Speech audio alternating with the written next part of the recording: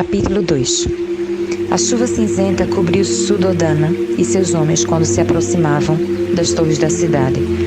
O sentinela gritou de seu posto e o grande portão de madeira da capital foi aberto. Posição de sentido.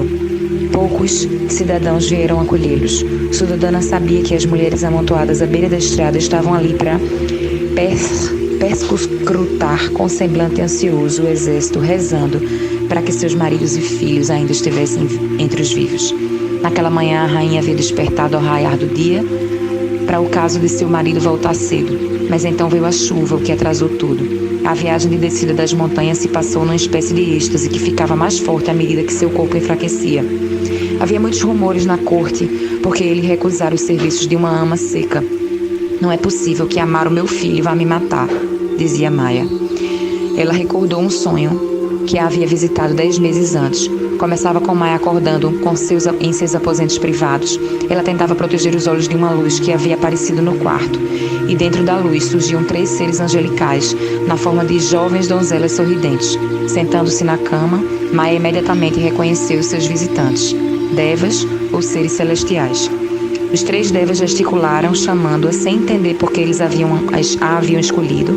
Maia deixou sua cama aquecida para segui-lo. Eles olharam para trás por um instante e atravessaram as paredes de seu quarto, como se estivessem rompendo uma cortina de fumaça. Maia também não sentiu a parede quando passou por ela. De outro lado, foi conduzida ainda mais rápido, até que o terreno do palácio e o mundo para além dele se tornassem borrões. Uma luz mais forte ergueu à frente e logo Maia viu que era o sol refletido na neve. Ela olhou em volta, maravilhada. A luz do dia resplandecia sobre a superfície cristalina de um lago numa montanha alta, circundada por outros picos, suas sentinelas. Os Himalaias, ela estava certa de que os devas a haviam levado para lá, tinham sido uma presença imponente, mas distante durante toda a sua vida. Maia nunca imaginou como seria estar no meio da cordilheira, mas agora os 3 seres angelicais a levavam para a margem com seixos do lado oposto do lago. Sua superfície estava calma e límpida como um espelho. As donzelas começaram a despi-la. Maia não ficou embaraçada, ela relaxou. Quase tão rápido quanto tiraram suas roupas, elas a cobriram com as vestes mais ricas que jamais vira. Sorrindo silenciosamente, tocaram a barriga de Maia. O contato era quente, gostoso. Ela entrou na água do lago, indo cada vez mais fundo. Então acordou, vendo que estava sentada na cama, como se não estivesse saído dali. Mas em seu quarto havia uma criatura cujo olho chamou sua atenção. Enquanto a mente de Maia despertava do sono, do olho vinha um clarão que assumiu a forma de um enorme elefante tão branco quanto a neve. O animal olhava para ela com um olhar amável e inteligente. Então ergueu a tromba como uma saudação. De repente, uma fome imensa tomou conta de Maia e ela acordou novamente, sentando-se na cama, mas sozinha. Aquele desejo insólito ainda pairava dentro dela, implacável. Rapidamente, quase tremendo, saiu da cama, jogou a túnica sobre o corpo e correu para o quarto do marido. À luz fraca da chama da vela, Sudodana estava deitado, enrolado nos lençóis. Depois de anos de espera inútil por um filho, ele agora costumava dormir sozinho. Outro rei teria encontrado um amante que pudesse lhe dar um filho. Outro rei poderia simplesmente mandar matar sua esposa ou encarcerá-la, acusando-a de ser louca, para anular o casamento. Mas Sudodana não fez nenhuma dessas coisas. Ele continuava tão ardente e leal no amor quanto era na guerra. Esta noite vai ser diferente, disse Maia a si mesma. Fui abençoada. Cuidadosamente, sem querer acordar Sudodana de repente, ela deitou-se ao seu lado na cama, suavemente acariciou seu rosto, tentando despertá-lo do sono. Primeiro, ele cerrou os punhos. Depois, seus olhos se abriram, fitaram os de Maia. Ele tentou dizer algo, mas ela pôs um dedo sobre seus lábios. Maia não estava louca de desejo, tampouco era prisioneira ou escrava dele. Com as pernas do marido enroscadas nas suas, desejava mais união do que prazer. Ela o encorajava com palavras que jamais imaginou dizer. Não me ame como um rei, faça amor como se fosse um deus. O efeito foi tremendo. Ele a segurou ardentemente e ela viu um brilho maravilhado em seus olhos. Durante muito tempo, o sexo entre os dois tinha sido mecânico, já que nenhum deles acreditava que pudesse dar frutos. Mas naquela noite, ele sentia um pouco de crença inabalável que havia sido despertada dentro dela. Quando estava pronta, ela levantou os quadris e o tomou dentro de si. Ficou sem ar. A estranha necessidade que havia surgido nela chegou ao ápice. Durante alguns momentos, ela entrou na escuridão do êxtase que imita a imortalidade. Gradualmente retornou de tal estado com um suspiro, para então descobrir que o rei a abraçava bem forte. Ele a puxou para si como se tentasse fundir por completo sua carne com a dela. Eles se beijaram e se acariciaram.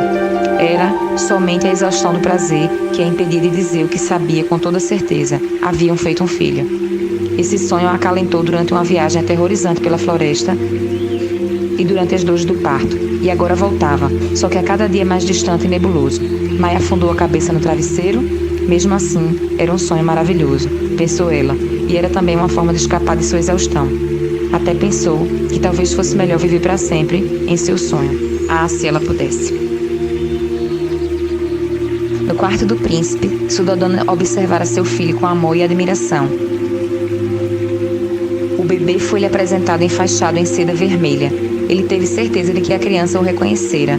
Até passou a pensar que Siddhartha ficara de olhos fechados até aquele momento, uma fantasia que ninguém ousava corrigir. É normal ele dormir tanto assim? Por que o nariz dele está escorrendo? Se ele ficar sozinho por um instante, manda chicotear alguém. As exigências de Suddhodana eram incessantes e enlouquecedoras. Como era costume, Maia iria ficar em quarentena durante um mês depois do parto, sujeita à limpeza e aos rituais religiosos. Suddhodana irritava-se com isso, mas não podia fazer nada, exceto pegar uma vela e ir escondida ao quarto da rainha para observá-la enquanto dormia. Ficou pensando se era normal mulheres que recentemente deram à luz ficarem tão pálidas e fracas assim. Suddhodana afastou tais pensamentos. Ele deve sempre ser envolto em seda. Quando o tecido ficar sujo, jogue fora. Se a seda acabar, rasgue os sares das damas da corte se for preciso. Suddhodana não queria que nada minimamente sujo tocasse seu filho, mas a seda era também um símbolo, já que Suddhodana estava na rota da seda, voltando para casa, quando o mensageiro enviado por Kumbhira chegou até ele com a notícia de que tanto seu filho quanto sua esposa estavam vivos. Todas as manhãs, o rei adentrava o círculo de mulheres que abanavam o pequeno príncipe com seus chales. Debruçando-se sobre o berço, ele pegou o filho e ergueu bem alto. Tirou sua fralda. Olhem só para ele, exibindo o filho em toda sua esplendorosa nudez. É bem feito. Todas as damas sabiam a que ele se referia. Kakoli, a babá real, começou a balbuciar algo em concordância. Muito bem feito. Não que eu tenha a sua experiência, Kakoli. Suddhodana sorriu e pensou mais uma vez como se sentia bem com o filho nos braços.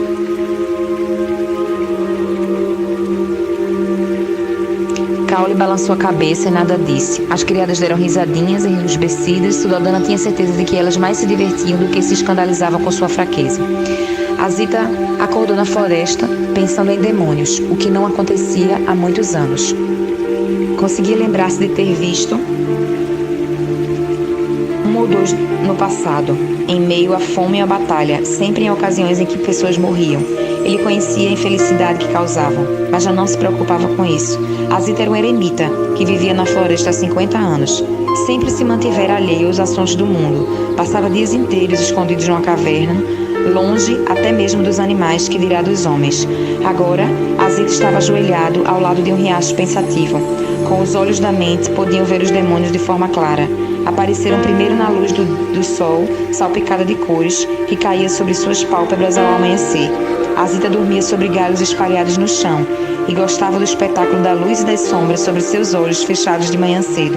Sua imaginação vagava livre e via formas que se lembravam a feira do vilarejo onde crescera. Podia ver mercadores debruçados, mulheres balançando jarros d'água sobre a cabeça, camelos e caravanas. Qualquer coisa, na verdade, na tela de seus olhos fechados. Mas nunca demônios. Nunca antes daquela manhã. Azita entrou no riacho da montanha, de água quase gelada, corpo nu, exceto pelo tecido que cobria os quadris. Como era asceta, não usava roupas nem mesmo hábitos de uma ordem monástica. Ultimamente, sentia vontade de ir a lugares cada vez mais altos, quase a ponto de ver os picos cobertos de neve na fronteira norte do reino de Sakya. Aquilo deixava mais perto de outros os mundos separados da Terra. Todo mortal está confinado ao plano terrestre, mas, assim como o ar denso da floresta gradualmente se transforma na atmosfera mais diáfana das montanhas, o corpo material também toma forma de mundos cada vez mais sutis. Os devas tinham seus próprios lokas, assim como os deuses e demônios. Os ancestrais ficavam numa loka à parte, para os espíritos que estavam em transição de uma vida para outra. Azita cresceu com esse conhecimento. também sabia que esses mesmos mesclavam-se uns aos outros como tecidos tingidos e molhados que tivessem sido pendurados muito perto no varal, e a tinta azul invadindo a vermelha invadindo a amarela. Os loucas eram separados e juntos ao mesmo tempo. Os demônios podiam movimentar-se entre os humanos e isso acontecia com frequência. O contrário, um mortal visitar o louca de demônios era muito mais raro.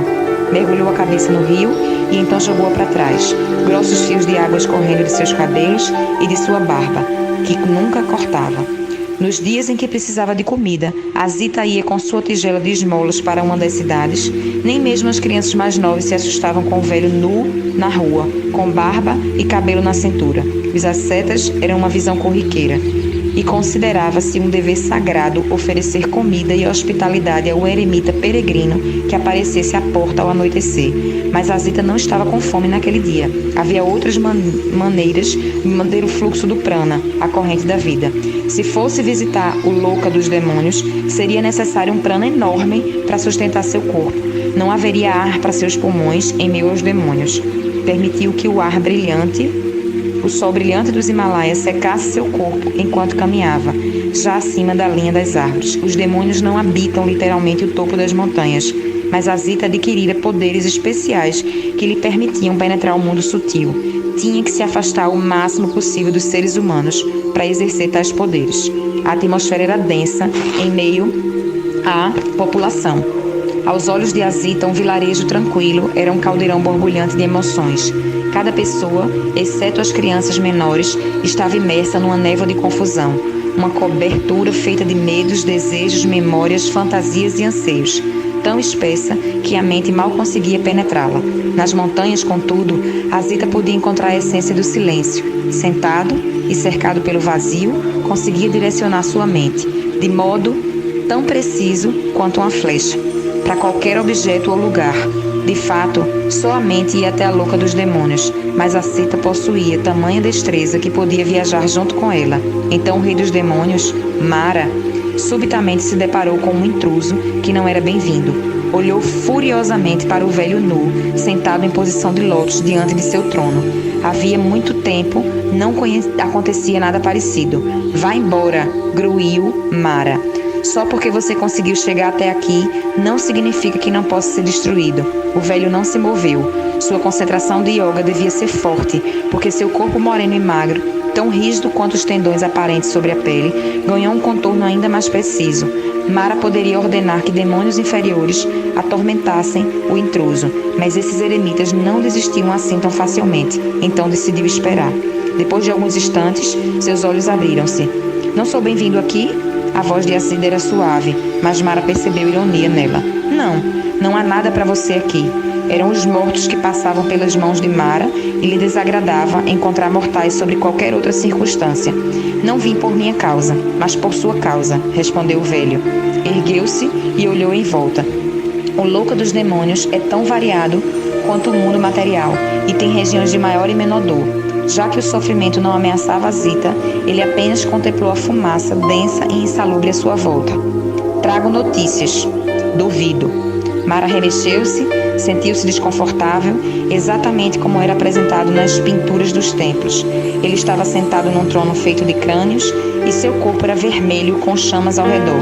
Mas em vez de apenas um rosto horrível, ele possuía 4, que giravam como um peão, representando o medo, a tentação, a doença e a morte. Alguém virá encontrá-lo. Em breve, muito breve, disse Azita. Milhões já me encontraram, disse Mara, dando de ombros. Quem é você? Sou Azita. O velho eremita ficou de pé e encarou Mara diretamente. Buda está vindo. Isso fez com que um leve tremor, nada além disso, percorresse o corpo de Mara. Azita percebeu. Eu sabia que você iria ficar intrigado, disse o eremita. Duvido que você saiba de alguma coisa. Mara não estava sendo apenas arrogante. Para ele, Azita era um vazio.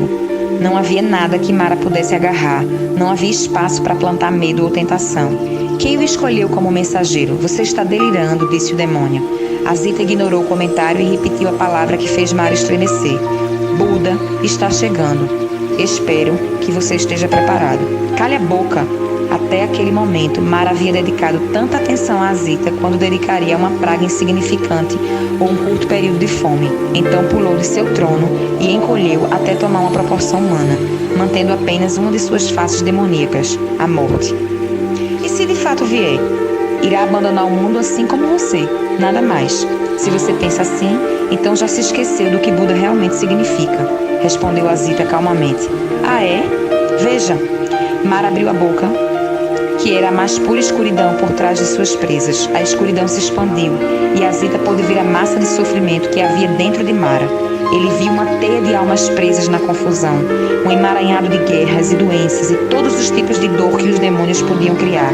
Quando achou o espetáculo tinha surtido efeito, Mara lentamente fechou a boca e a escuridão voltou para dentro dele. Buda, disse ele com desdém, farei todos pensarem que ele é o demônio. Essa perspectiva fez com que sorrisse. Então permita que lhe dê um conselho como amigo.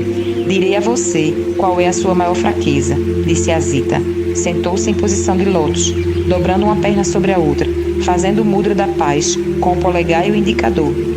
Sendo monarca do medo, você próprio se esqueceu de como é ter medo. Enfurecido com esse insulto, Mara rugiu e inchou até atingir o tamanho monstruoso enquanto o eremita desaparecia. Ele podia sentir a possibilidade de Buda como a luz fraca que vem antes do alvorecer. Entretanto, Mara estava cego. Ainda acreditava que os seres humanos ignorariam mais uma alma pura, mas estava errado. A criança, ainda por vir, seria notada, porque representava o destino. Bom dia.